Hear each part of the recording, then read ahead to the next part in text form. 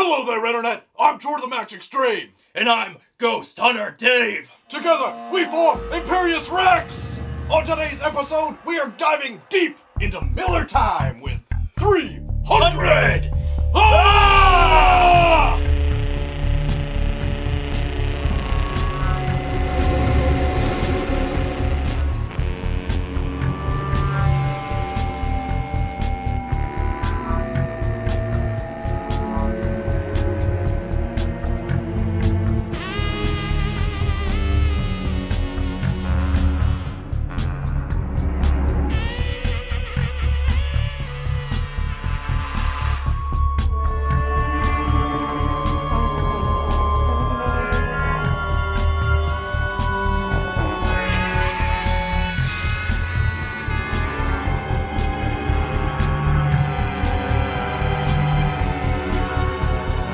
So, Troy. Yes. 300. 300. Frank Miller's 1998 5-issue limited series, courtesy of Dark Horse Comics. Mm-hmm. They made a movie about this, too. Saw it. Yeah? Recently? No. Ah. All right. Well, it was the first time I've ever read this book, actually. Yeah. I read it a bit ago and did a refresher for our Miller Time series here. And it holds up pretty well. You know? This was Frank Miller, probably right before peak Frank Millerdom. Yeah. He did the writing and the art duties, and colors were provided by Lynn Varley. And interesting fact, they were married. I did not know that. I didn't either until I looked up that tidbit. Well, how'd you like that? Fans, did you know that? Bet not. Well, they're divorced now. Oh, shit. So, I'm sure they had a good run. But she did a lot of colors for Miller over the years. Dark Knight, all those. Ronin. She has been like his longtime collaborator there. Cool. I actually really like the colors in the stuff that she's been in, because sometimes it goes to like a cool like watercolor type of effect. Yep. Where back then, I don't think you would have seen that a whole lot. No, and another really interesting thing, apparently she colored the backgrounds for the 300 movie. Oh, really? Yeah. What? I'm assuming it's true. It's on the internet. I didn't talk to her personally. I've never seen anything wrong there. That is an odd thing. But I like it. Awesome. Yeah, in the movie, I love the color palette on. So if that was her doing, she had a hand in it, that's phenomenal. So what is 300, Troy? Well, 300 tells the story of Leonidas and his band of 300 Spartans. 299. Well, they never I'm not sure. They never say if he's one of the 300. That's very true. And I doubt they went down the line and said, count off. I don't know. Those Greeks, they run a tight ship. But they go on a merry little march. Yep. On they say it's a march. It's not. It's not a march. It was quite the ruse, Dave. Oh man. And they take it to Xerxes. Who's Xerxes? Xerxes is the Persian emperor who deems himself a god. Sounds more like Jerxes. He's a creep. Yeah. And oddly pierced. Yeah. Very oddly pierced. Oh, yeah, what are you doing horrible. with that? Terrible. Oh my god. So happy when he got a couple of those knocked off at the end. Spoiler. He gets some knocked off. Yep. So yeah, this is your description was fine. I'm going to elaborate a little bit. All right. I thought mine was pretty perfect, but we'll go on. Well, it was left a little room for improvement. So 300 is historically inspired. Keyword inspired. Yes. Yeah. By the Battle of, how do you pronounce it? Thermopylae? I'm not really good with Greek stuff, so that sounds like a Thermopylae effort. Yeah. Thermopylae. Yeah. So, Battle of Thermopylae. And it's because, as you mentioned, the Persian armies coming in, they want to conquer Greece along with the entire European Empire. Yep. And King Leonidas, no go. He ain't having not any of gonna that. happen. No way. No. Jose. They're headstrong people, those Greeks. So he picks his 300 because the Senate is against him going to war because it's run by pimply old men who molest a young girl who they say is their oracle up on the top of a mountain.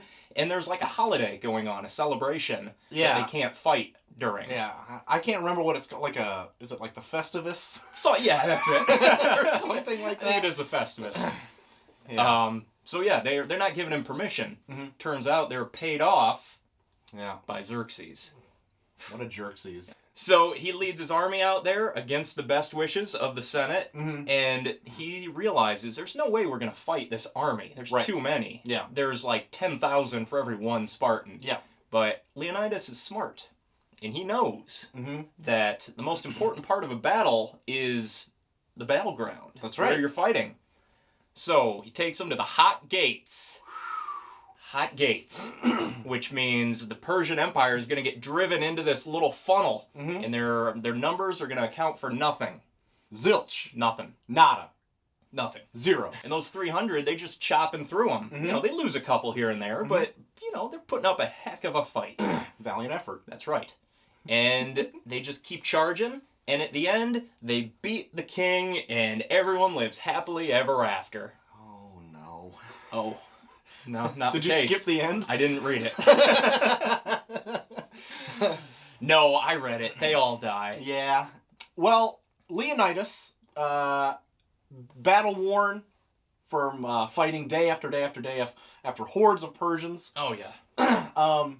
Eventually comes up to Xerxes, and it looks like he's ready to kneel at his feet. Give him what Xerxes wants. Just give him some praise. Yeah. Some worship. And this is like one of my favorite parts of the book and the movie, because he says he puts down his helmet because it was stifling, puts down his spear because it was heavy. But then it goes on to say, like, he puts down some sweet beats. Oh! Was that Who Can It Be Now? It could be. But then you find out that it was to cleverly trick Xerxes to put down his helmet so he could have better aim, to put down his spear so he had better balance, or shield better balance. I was going to say, he picks the spear back up. He just needed to balance himself for a second. Picks that spear back up and hurls it at old clever Xerxes. Yep. Pierces his flesh. Yep. Flesh wound. He's fine. Yeah. And then they're slaughtered. And then they are slaughtered. Heck of a plan. I really like that ending because it's not just like a everybody lives happily ever after. It's like it's a downer ending. Yep. But I appreciate that every once in a while. That's right. And Leonidas kind of drove him into battle knowing that they were going to die. Yeah. He said, like, it would be pretty great if we won, but we're not expecting that. Right. Because the Spartans are all about a glorious death. Yeah. They don't want to live forever. Great. They want to dine in hell. Yeah. They want to dine in hell. They want to die in hell. But no, because they laid down their lives, that actually gives the Senate reason for war. And then they bring in, like, the entire armies of Greece and all the surrounding nations. Yeah. And they go to war. Yep.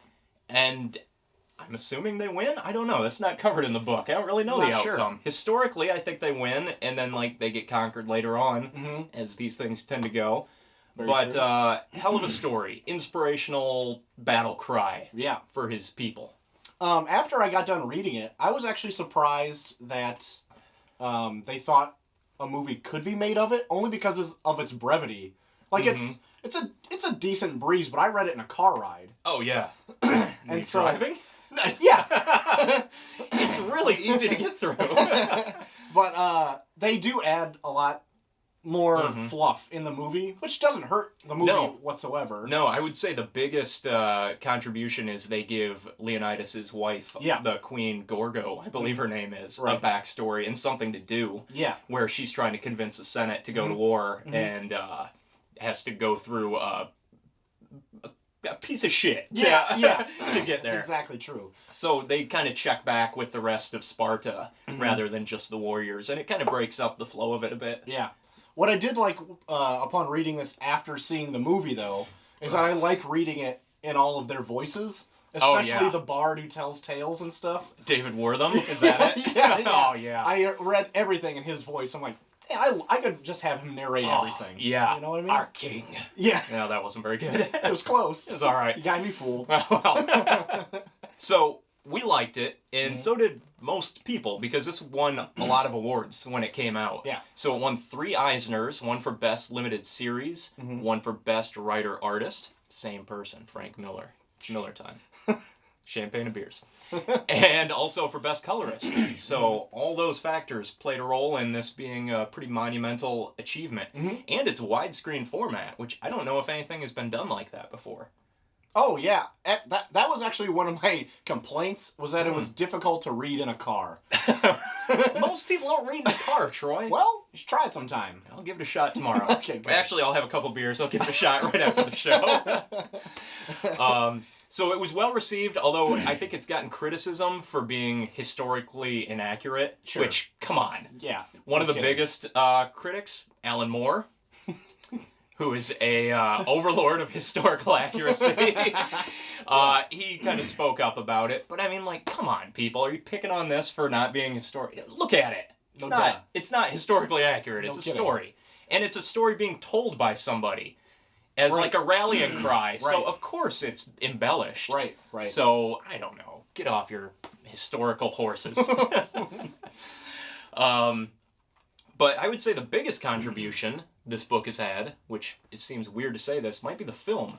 Because I feel like the film has kind of outshadowed the book in terms of like pop culture awareness. Yeah, I totally agree. So the movie came out in 2006, and man, it was quite notable for its use of like immense green screen and speed ramping and slow-mo, which have kind of become criticized too since then. But at the time, I remember nobody ever did that yet. Nothing was cooler than this. Right. Like now it's been parodied and copied, and it's not that cool anymore. Right. But when I saw that in the theater twice, my socks were blown across the theater. I know. When I remember actually... They're in the exit row. I remember seeing it for the first time, and I was like more jazzed coming out of that movie than I was probably after anything I've ever seen. Really. Yeah. Because I was like, I've never really seen like this kind of machismo shot this way. Oh. It made you feel invincible coming out Oh, of it. I know. I know. It was amazing. It's just so cool.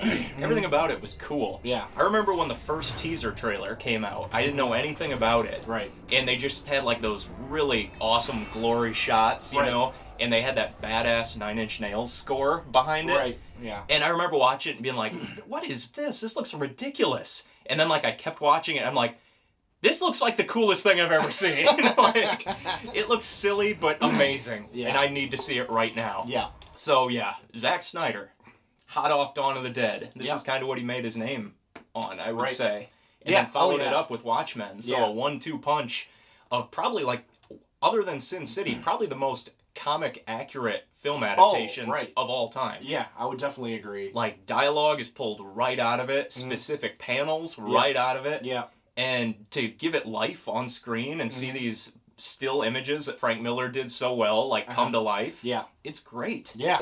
I think when the movie opened in theaters, it was the 24th highest opening of any movie. I can see that. And it's an R-rated movie that no one had ever heard of. Like, it wasn't a pre-existing franchise. Right. So that's pretty damn good. Yeah. For that. Like, a lot of people went and saw this. Yeah.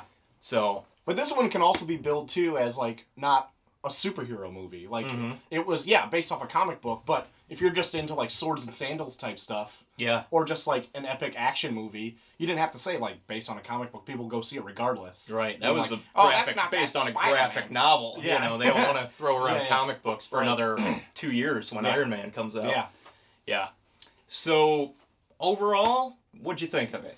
Overall, it wasn't my, like, favorite story of all time, but it is short, concise, and it is, like, if you like the movie, it's full of, like, cool machismo, and it is, like, a bloody, violent kind of book, but not, like, necessarily gory. Nah. But, I like it. Over the top. Yeah, over the top. It's fun. It is. It's a good, get you pumped up type of book. Right. And movie. Yeah, Yep. exactly. They're both good. Equally good, I would say. Yeah. So, yeah, give it a read, give it a watch. Yeah. 300. If you haven't seen it yet. What are you doing? Yeah, what's going on? 300 was huge. I know. We just said it. Yeah. So, that was 300. Did you read this when it came out, or did you wait till after the movie to check out this graphic novel? Acclaimed graphic novel. That's right. And it's timely right now because he's doing his follow-up. Finally, his long-threatened follow-up. Oh, really? Xerxes. I totally forgot about that. Still in that widescreen format. It just came out, by the time this airs, a couple weeks ago. But I saw it in a comic shop, and it looks same old Frank Miller. Oh, well, there you have it. So I'll wait till it's collected and check it out. You know, why not? But if you're reading that too, what do you think of it? Yeah, let us know down below. But until next time, I'm Troy to the Max Extreme. And I'm Ghost Hunter Dave. And we will see you next time on For More Miller Time. Sinful Miller Time. This has been Imperius Rex. Goodbye. For glory! Ah! That was good. That was, as they say, good enough.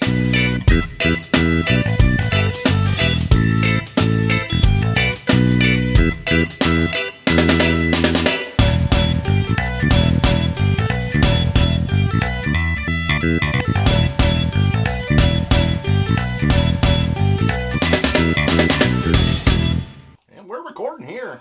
Recording here. Get some junk. Oh, boy. Next one's going to be really interesting. At least you're in shape, Dave. I applaud you for being in shape. It was a personal goal to get into shape for this episode. My personal goal today was to fit into this. And well, I almost the nice thing did it. about goals is they never have to stop. All right. Is that still recording? Yeah, it's That's all a good been joke. recorded. You should probably put that in there. We'll see. Let's see what we got time for. All right. All right. All right. So we ready? Yeah, I'm not going to carry the sword. It's just dangerous. Thank you. And I haven't eaten anything in like 24 hours, so Well, this is just going to knock me over. Yeah. All right.